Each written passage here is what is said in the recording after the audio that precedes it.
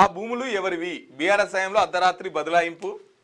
BRS హయాంలో GO 59 ముసుగులో 100 ఎకరాల భూములు అన్యాక్రాంతమయ్యాయి. 4 నెలల్లో 50,000 కోట్ల విలువైన స్థలాల్ని కొల్లగొట్టారు. నిబంధనలను దరఖాస్తు జత చేసిన పత్రాలు పరిశీలించకుండానే ఒక్కొక్కరికి 1000 గజాల నుంచి ఎకరాల కొద్ది కట్టబెట్టారు.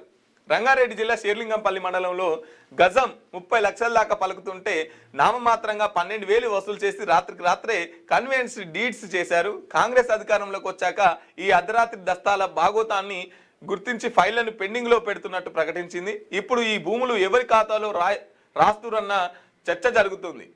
రాష్ట్ర ప్రభుత్వం కొత్తగా నిషేధిత భూముల జాబితాను రూపొందిస్తున్నది. ఈ క్రమంలో పెండింగ్ లో పెట్టిన రిజెక్ట్ చేసిన ఫైళ్లలో పేర్కొన్న భూములని ప్రభుత్వ ఖాతాలో రాయాలి.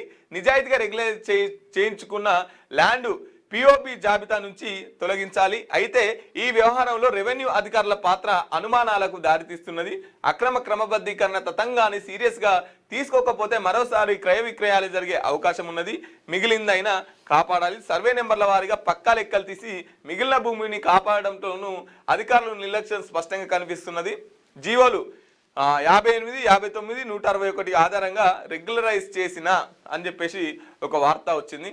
ఏంటంటే ఇది బీఆర్ఎస్ హయాంలో అర్ధరాత్రి 1000 ఎకరాలు సుమారు 50 కోట్ల విలువ గల భూమి అన్యాక్రాంతమవుతున్నాయట. అర్ధరాత్రి ఎవరి పేరు మీదకి వాడితే వాళ్ళ పేరు మీదకి మారిపోతున్నాయట.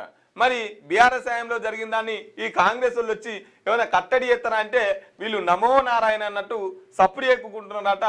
దీన్ని నిజాయితీగా ఇది గవర్నమెంట్ భూమి నిజాయితీగా కాపాడాలని చెప్పేసి ఒక వార్త రాసుకొచ్చినటువంటి పరిస్థితి.